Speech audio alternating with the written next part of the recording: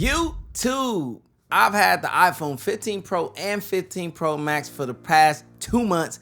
You got questions, I got answers. Let's get into it. Like, how useful is USB-C?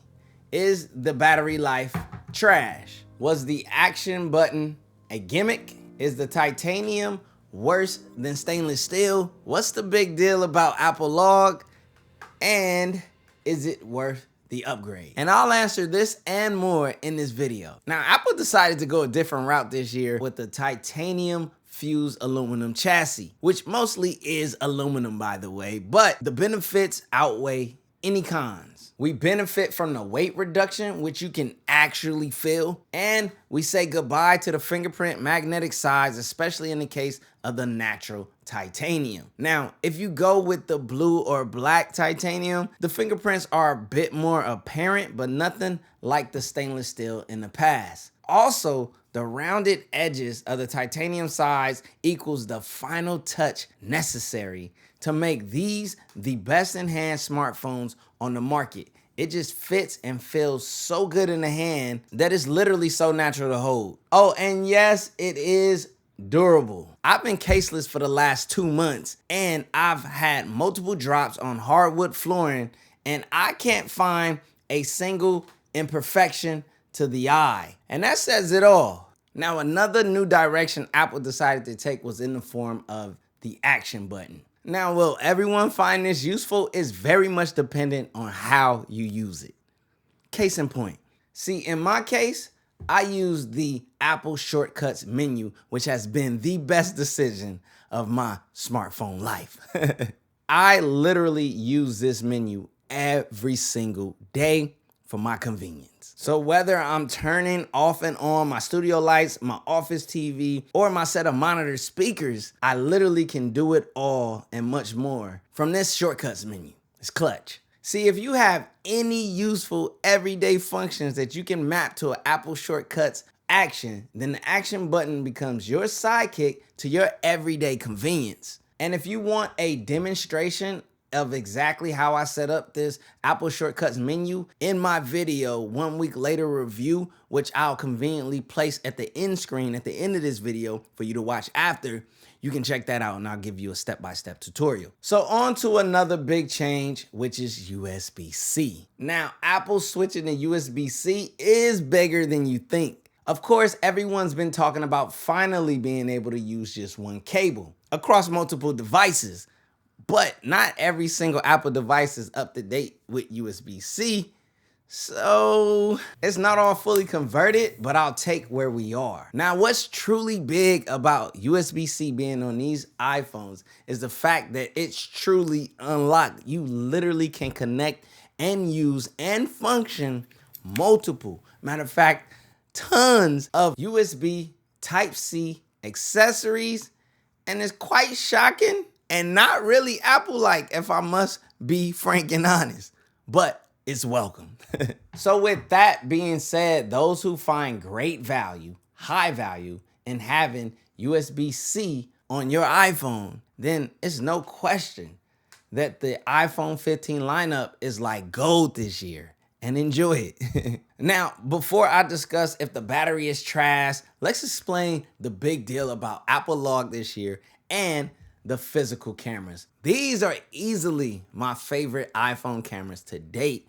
And it's no hidden secret that every Apple keynote, they have a designated portion, a nice lengthy portion to cameras. And to be real, Apple's focus here is paying off on all levels. Whether or not you're just a grab, point and shoot and go type of camera user, or a more professional RAW and Apple ProRes log shooter, literally the iPhone 15 Pro lineup has you covered. And in the world of the 15 Pro Max model, that new 5x zoom lens is really worth its weight.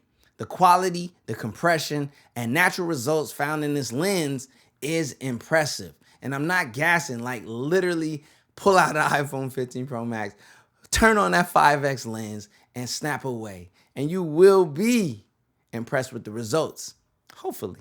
If you're not hating, that is. But honestly, what's even more impressive is Apple Log. So why is it such a big deal. The biggest problem for smartphone footage is the over-sharpening and color balancing decisions made on your behalf from a computer algorithm. It's not human decision, and any true camera professional can spot these in a heartbeat. So what Apple Log does is remove the algorithm completely and gives you the flat, untouched footage, allowing you to make the decisions. That is, if you know how. In short, Apple Log gives the control back to the user, but even for those who could care less about Apple Log, the results you get using the standard camera app and those colored decisions and settings are more than pleasing. Now, obviously, all smartphone sensors have their limitations, such as low light, but you can snap almost anything with confidence with an iPhone 15 Pro Max or 15 Pro. So,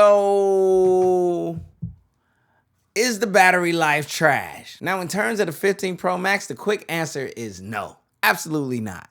But in the world of the 15 Pro, there has been questionable battery results amongst different users. For me personally, I'm a Pro Max battery user all day. So while the 15 Pro's battery does fall short for me in comparison, it's not outright terrible, but heavy users will struggle with the screen on time of the 15 Pro. And honestly, if you're a heavy user at this point, you should have multiple power solutions for your devices, whether that's MagSafe battery packs or on-hand charging cables readily available. These are the tools heavy users should live by.